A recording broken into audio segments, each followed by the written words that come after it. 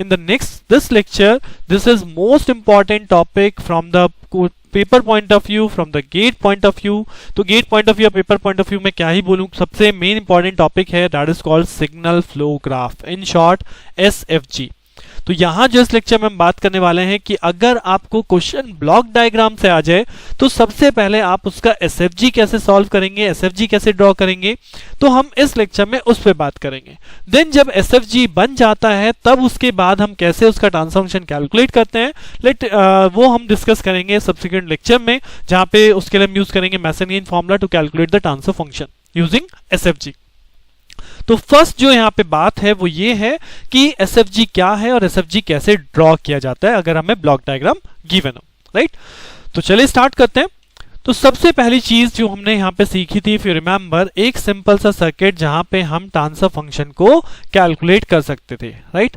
अगर आपको याद हो, हमने ये सर्किट लिया था और इस सर्किट के लिए हमने सिंपल KVL अप्लाई किया था and then we have calculated V2 of S divided by V1 of S, right. अब मैंने कहा था अगर इसी क्वेश्चन का ट्रांसफर फंक्शन आपको ब्लॉक डायग्राम रिडक्शन के थ्रू करना हो तो firstly we have to make the block diagram for this given circuit. तो हमने पहले इस गिवन सर्किट का ब्लॉक डायग्राम भी बनाना सीखा था, जो कि हमने इस तरह से बनाया था कि ये हमारा ब्लॉक डायग्राम आया था. अब उसके बाद हमें ये पता है कि अब ब्लॉक डायग्राम आ गया, मैं इसे रिड्यूस कैसे करूंगा, how will I find out the transfer function, that I will no.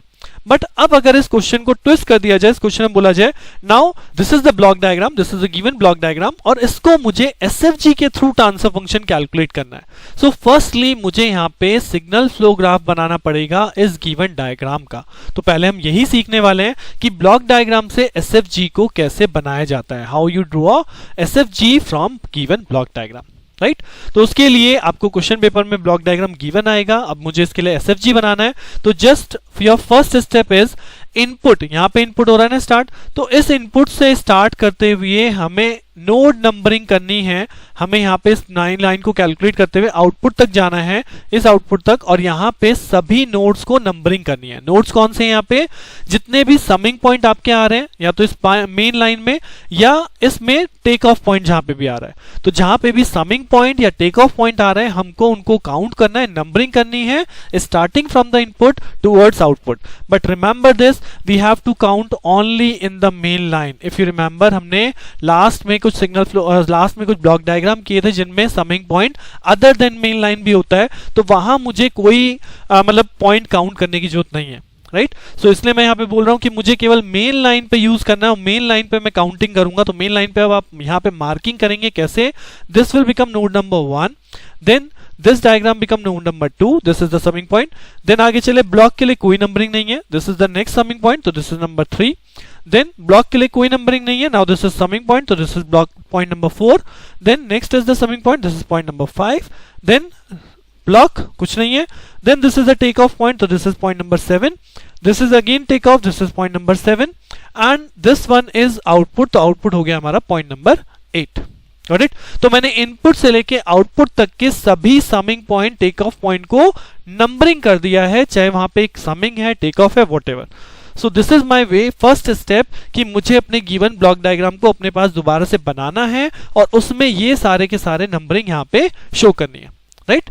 So now we have all the numbers जो मैंने यहाँ पे शो कर लिया. This is number 1 2 3 4 5 6 7 and 8. Got it. तो नंबरिंग आपकी हो गई. अब इन नंबरिंग से SFG बनाना है. बहुत सिंपल सा प्रोसेस है. आप इन सारे नोड्स को यहाँ पे मार्क कर लीजिए, लाइक, ठीक है, मैं यहाँ पे मार्क कर रहा हूँ सारे नोड्स को. ये देखिए, मैं यहाँ पे 8 नोड्स यहाँ पे मार्क कर लिए. This is number 1 2 3, then 4, then 5, then 6, then 7 and then 8. Now जैसे जैसे यहाँ पे कनेक्शन हुआ है उसी तरह से हम यहाँ पे ब्रांचेस शो करनी है. लाइक हमें 1 से 2 जाना है, तो 1 से 2 में यहाँ पे क्या है, कोई गेन ब्लॉक है नहीं है, तो बेसिकली ब्रांच का गेन कितना है, ब्रांच का गेन है 1, राइट. सो मैं यहाँ पे 1 से 2 में एक ब्रांच शो कर रहा हूं और जिसकी डायरेक्शन क्या है 1 to 2, क्योंकि मैं 1 से 2 पे जा रहा हूं और इसका गेन क्या हो गया, गेन हो गया 1, बिकॉज वहां पे कोई ब्लॉक नहीं है, that's why gain is 1, right.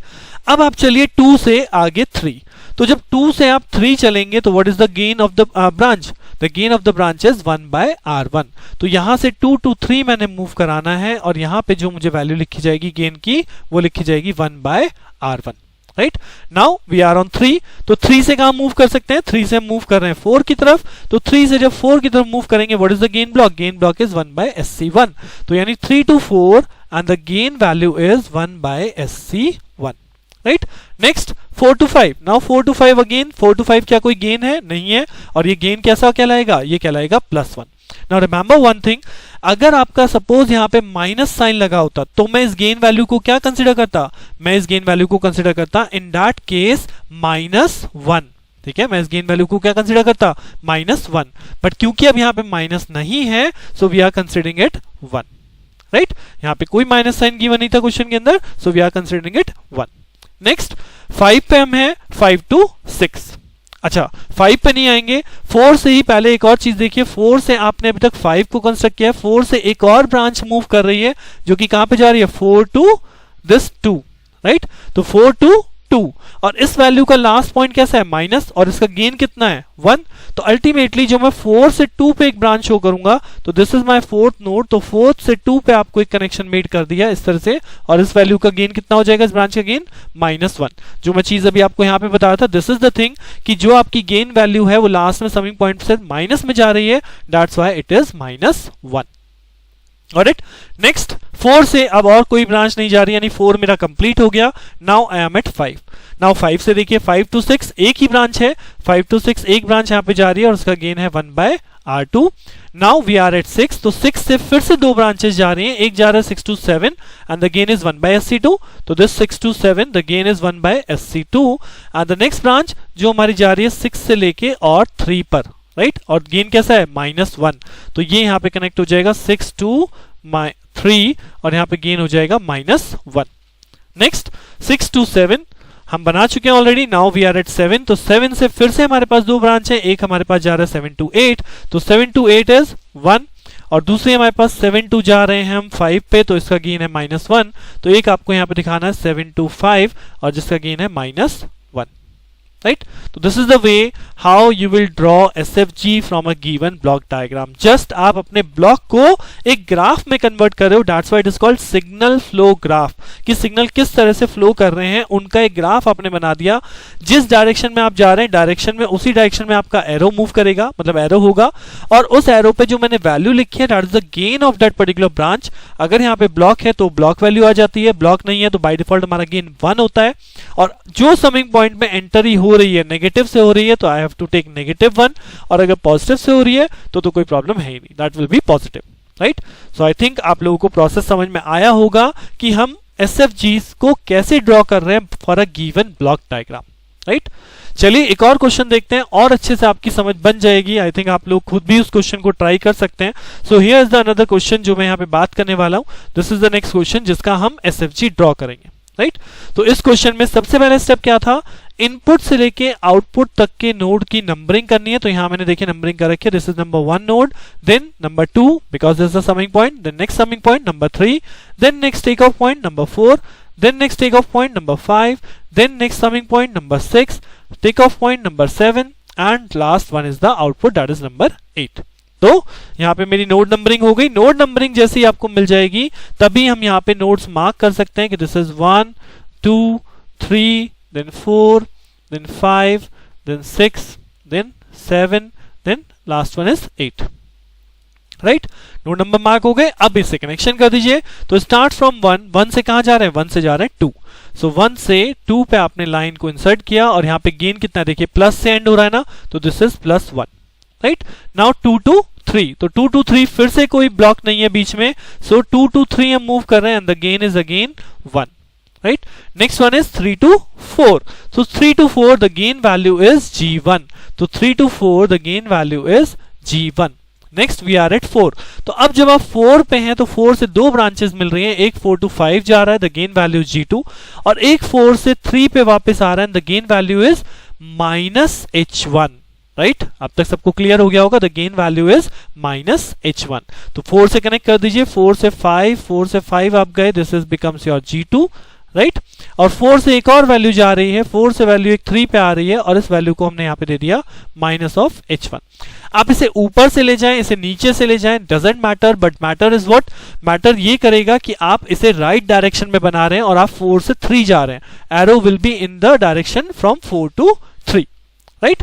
तो अब हम आ चुके हैं 4 से हमने दोनों डायरेक्शन कंस्ट्रक्ट कर ली, 4 to 3 जा चुके हैं, 4 to 5 जा चुके हैं, नाउ वी आर एट 5, हम इस 5वें नोड पे हैं, राइट।